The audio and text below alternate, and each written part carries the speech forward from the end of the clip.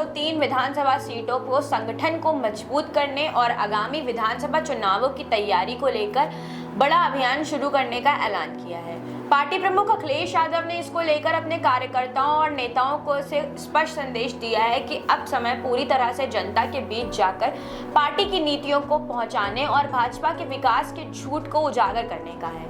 अखिलेश ने पार्टी नेताओं के साथ एक महत्वपूर्ण बैठक में कहा है कि वे हर विधानसभा सीट पर जमीनी स्तर पर संगठन को सक्रिय करें और बूथ स्तर तक की संरचना को जल्द से जल्द मजबूत करें। इस अभियान के तहत समाजवादी पार्टी ने प्रत्येक विधानसभा क्षेत्र में समन्वय समिति का गठन करने का निर्णय लिया है, जिसमें पुराने अनुभवी कार्यकर्ताओं के साथ साथ युवाओं और नए चेहरों को भी शामिल किया जाएगा। पार्टी सूत्रों के अनुसार ये समितियां स्थानीय मुद्दों, सरकार की विफलताओं और समाजवादी पार्टी की विचारधारा को लेकर जन संवाद की रणनीति तय करेगी। साथ ही पार्टी ने जिला व विधानसभा स्तर पर जनता से सीधे संवाद कार्यक्रम चलाने का भी निर्णय लिया है, जिससे आम लोगों की समस्याएं सीधे पार्टी नेतृत्व तक पहुंच सके। सपा की इस रणनीति का प्रमुख उद्देश्य वर्ष 2027 में होने वाले विधानसभा चुनावों के लिए जमीन तैयार करना है।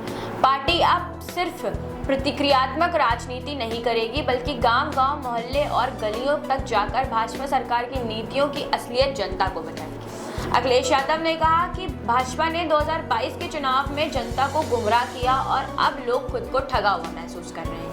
उन्होंने दावा किया है कि यूपी में कानून व्यवस्था की स्थिति बद से बदतर हो गई है, बेरोजगारी चरम पर है और किसान लगातार सरकार की नीतियों से त्रस्त है।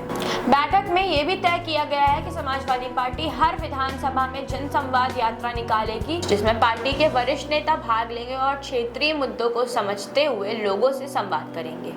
इन यात्राओं के दौरान सपा कार्यकर्ता डोर टू डोर संपर्क अभियान चलाएंगे और जनता को ये बताएंगे कि पार्टी सत्ता में आने पर किन मुद्दों को प्राथमिकता देगी।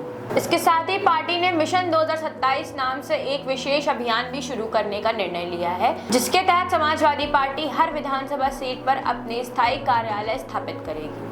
इन कार्यालयों के माध्यम से जनता की समस्या सुनी जाएगी, स्थानीय स्तर पर होने वाली राजनीतिक परिवर्तनों की निगरानी की जाएगी और संगठनात्मक गतिविधियों को गति दी जाएगी। पार्टी का मानना है कि ये एक संगठित और सक्रिय ढांचा ही भविष्य में उसे सत्ता तक पहुंचा सकता है। अखिलेश यादव ने अपने नेताओं को ये भी निर्देश दिया है कि वे सोशल मीडिया पर पार्टी की मौजूदगी को भी मजबूत करें।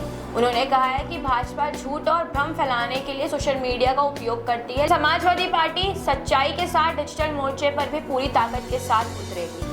इसके लिए पार्टी सोशल मीडिया के लिए एक अलग टीम गठित कर रही है और हर विधानसभा स्तर पर काम करेगी। पार्टी के रणनीतिकारों ने बताया है कि अब तक 75 जिलों में से 50 जिले से अधिक जिलों में संगठनात्मक ढांचे का पुनर्गठन हो चुका है और शेष जिलों में ये प्रक्रिया जुलाई तक पूरी कर ली जाएगी। इसके बाद पार्टी कार्यकर्ता विधानसभा पर कार्ययोजना के साथ जनसंपर्क शुरू करें। सपा नेतृत्व का मानना है कि भाजपा की सरकार में ना तो युवाओं को रोजगार मिला, ना किसानों को समर्थन मूल्य और ना ही आम जनता को महंगाई से राहत। पार्टी इन्हीं मुद्दों को लेकर जनता के बीच जाएगी। साथ ही ये भी बताया जा रहा है कि पार्टी हर क्षेत्र में एक विकास संवाद आयोजित करेगी, जिसमें विशेषज्ञ, पूर्व अधिकारी, शिक्षाविद, सामाजिक कार्यकर्ता हिस्सा लेंगे और स्थानीय समस्याओं को चिन्हित कर उनका समाधान प्रस्तावित करेंगे। पार्टी का यह भी प्रयास है कि विपक्षी दलों के प्रभाव वाले क्षेत्रों में विशेष फोकस किया जाए और वहां कार्यकर्ताओं को प्रशिक्षित कर उनका नया नेतृत्व खड़ा किया जाए। पार्टी का मानना है कि सिर्फ चुनावी समय में सक्रियता काफी नहीं है, बल्कि पूरे 5 साल संगठन को सक्रिय रखना होगा।